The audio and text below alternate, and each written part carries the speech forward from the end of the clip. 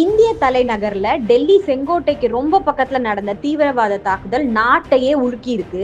இந்த தாக்குதலுக்கு காரணமா இருந்த கார் ஹரியானால ரெஜிஸ்ட்ரேஷன் பண்ணப்பட்ட சிஎன்ஜி கார். இந்த ஹூண்டாய் i20 காரை முதல்ல ஒருத்தர் வாங்கி 4 பேருக்கு கைமாறி 4வதா உபயோகிச்சவர் காருக்குள்ள இருந்து இறந்ததா நம்பப்படுற டாக்டர் உமர். இவர் காஷ்மீர் புல்வாமா மாநிலத்தை சார்ந்தவர். இந்த சம்பவத்துல 13 பேர் இறந்திருக்காங்க, 20 பேர் கிட்ட காயமடைஞ்சிருக்காங்க. கொஞ்ச நாளைக்கு முன்னாடி காஷ்மீர்ல ஜெய்ஷே முகமது தீவிரவாத அமைப்புக்கு ஆதரவா சில போஸ்டர்ஸ் வெளியாயிருக்கு.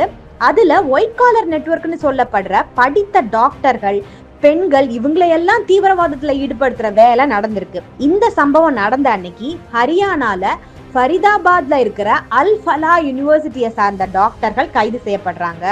அவங்கள விசாரிச்சு அவங்க மூலமா கிடைச்ச தகவல் படி 3000 கிலோ அமோனியம் நைட்ரேட் கைப்பற்றப்பட்டிருக்கு. இதுல ஒரு பெண் மருத்துவருக்கும் தொடர்பு இருக்கிறதா சொல்றாங்க.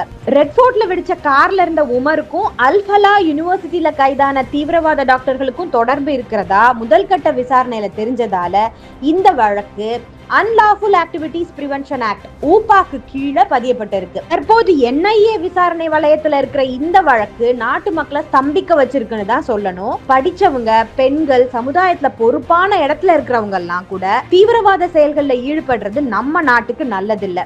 இந்த தீவிரவாத செயலை பத்தி நீங்க என்ன நினைக்கிறீங்கன்னு கமெண்ட்ல சொல்லுங்க.